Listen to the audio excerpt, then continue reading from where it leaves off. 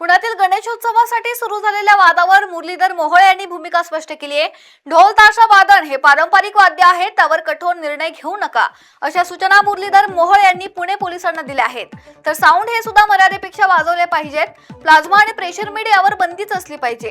कर्णकर्कश आवाज नकोच ही आमची भूमिका। 12 महिने अनेक उत्सवासाठी असतात, सगळ्या ठिकाणी एकच नियम असला पाहिजे असं मोहोळ यांनी म्हटलंय। आम्ही 12 महिने काम करणारे सगळे कार्यकर्ते आहोत, त्यामुळे केवळ उत्सवाच्या वेळेला लोकांना त्रास होईल अशी भूमिका नको, लोकभावना लक्षात घेतली पाहिजे। आणि म्हणून मला असं वाटतं की कर्कश आवाजाचा अतिरेक हा निश्चित नकोय।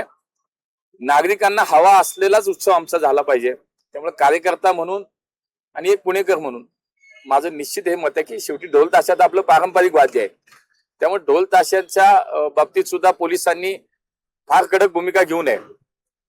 एवढीच पथकं लावा, एवढंच करा, एवढेच ढोल लावा, एवढे शेवटी मग तुम्हाला काहीतरी या उत्सवाला, शेवटी आमचे हे हिंदू सण आहेत, उत्सव आहेत, याला जर आम्हाला चांगल्या पद्धतीने पार पाडायचे असतील तर काही गोष्टी आम्हाला पारंपरिक वाद्याच्या बाबतीत मात्र कुठल्या अटी नको आहे, शेवटी त्याला निर्बंध नको आहेत। पण निश्चितपणे डीजेच्या माध्यमातून एक जी मर्यादा कोर्टाने घालून दिली आहे, जी कायद्याने घालून दिली आहे, त्याच्यामध्ये राहून मला असं वाटतं उत्सव साजरा केला पाहिजे।